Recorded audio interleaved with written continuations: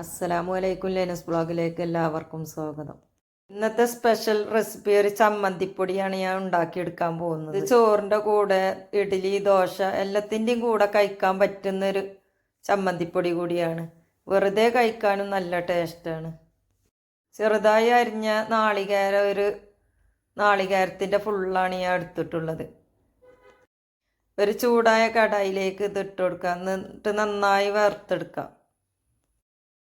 Flame പറ്റ കുറച്ച് വെച്ചതിൻ്റെ ശേഷം വേണം നമുക്ക് വറുത്തെടുക്കാൻ, അല്ലെങ്കിൽ പെട്ടെന്ന് കരിഞ്ഞു പോവുള്ളൂ.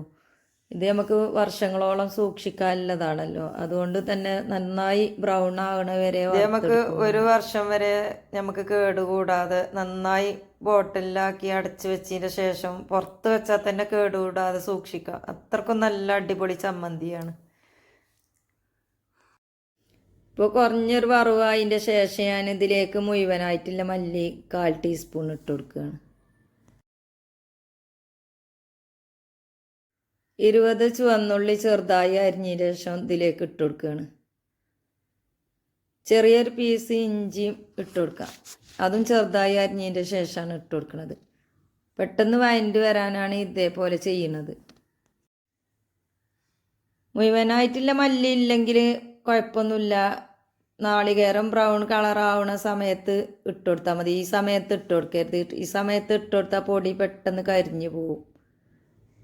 ഇനി 1 ടീസ്പൂൺ കുരുമുളക് ഇട്ട് കൊടുക്കാം. ഇത് മുഴുവനായിട്ടുള്ള കുരുമുളകാണ് ഞാൻ ഇട്ട് കൊടുത്തത്.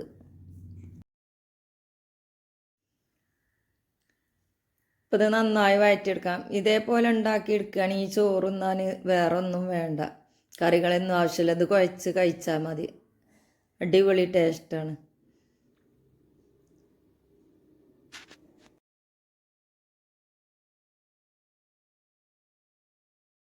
ഇതിലേക്ക് 3 അല്ലി വെളുത്തുള്ളി ഇട്ട് കൊടുക്കാം.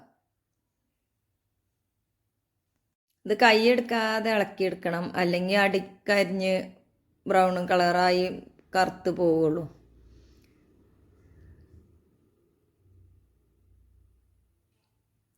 നെല്ലിക്ക വലുപ്പത്തിലുള്ളൊരു പുളി ഇട്ട് കൊടുക്കാം.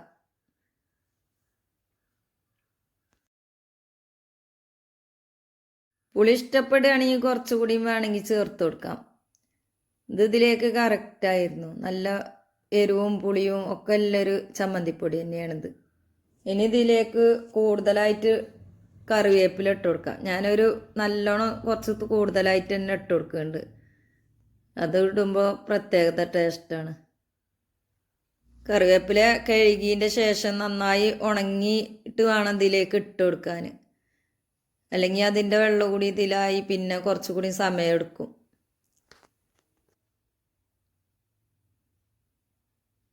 വീട്ടിലുള്ള കറിവേപ്പിലയൊക്കെ ആകുമ്പോൾ നമുക്ക് വിഷം അടിക്കാത്തതും മരുന്നടിക്കാത്തതൊക്കെ ആകുമ്പോൾ നമുക്ക് വിശ്വസിച്ച് ഇതിലേക്ക് ഇടാം. കടയിൽ നിന്നൊക്കെ വാങ്ങി ഇടുകയാണെങ്കിൽ അത്രക്ക് നല്ലതാവില്ല. ഇടാതൊക്കെയാണ് അതിലും നല്ലത്. ഇതിലേക്ക് ആവശ്യത്തിന് ഉപ്പ് ചേർത്ത് കൊടുക്കാം. ഇനിയും വറുത്തെടുക്കാം. ഏകദേശം 10 മിനിറ്റ് വരെ വറുത്തെടുക്കുന്നുണ്ട് ഞാൻ. ഇനി ഇതിലേക്ക് മുളക് ഇട്ടിട്ടില്ല, മുഴുവനായിട്ടുള്ള മുളകാണ് ഞാൻ ഇട്ട് കൊടുക്കുന്നത്.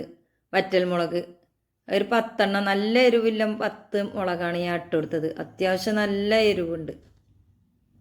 3/4 വറവായതിൻ്റെ ശേഷമാണ് ഞാൻ വറ്റൽ മുളക് ഇട്ട് കൊടുത്തത്. വറ്റൽ മുളക് ഒക്കെ നന്നായി വഴണ്ട് കിട്ടണ വരെ ഇനിയും വറുത്തെടുക്കാം.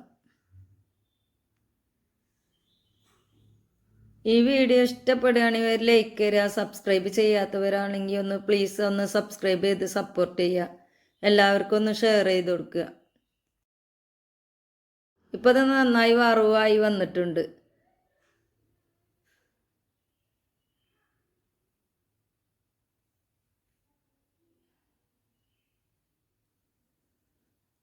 ഞാൻ സ്റ്റവ് ഓഫ് ചെയ്ത് ഞാൻ ചൂടാറിയതിൻ്റെ ശേഷം മിക്സിൻ്റെ ജാറിലേക്ക് ഇട്ട് കൊടുക്കുകയാണ്. തണുത്തതിൻ്റെ ശേഷമാണ് മിക്സിൻ്റെ ജാറിലേക്ക് ഇട്ട് കൊടുക്കാൻ, അല്ലെങ്കിൽ മിക്സിൻ്റെ ബ്ലേഡൊക്കെ കേടായി പോവുള്ളൂ. മിക്സിൻ്റെ ജാറിലും തന്നെ വെള്ളം ഇല്ലാതെ ഒക്കെ നോക്കിയിട്ട് വേണം, ഉണക്കിയെടുത്തിട്ട് വേണം അത് പൊടിച്ചെടുക്കാൻ.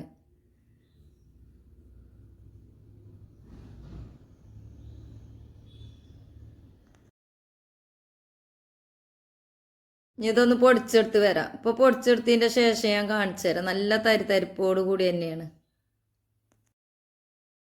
ഇത് നന്നായി ചൂടാറിയതിൻ്റെ ശേഷം കണ്ടെയ്നറിലായി സൂക്ഷിക്കാം. ഇതുണ്ടാക്കി വെച്ചാൽ ഇഡ്ഡലിയും ദോശയൊക്കെ കഴിക്കണ സമയത്ത് എടുത്ത് ഉപയോഗിച്ചാൽ മതി.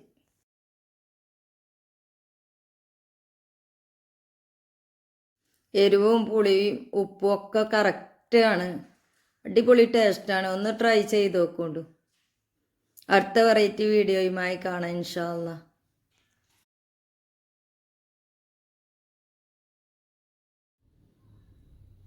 അടുത്ത വീഡിയോക്കുമായി കാണാം.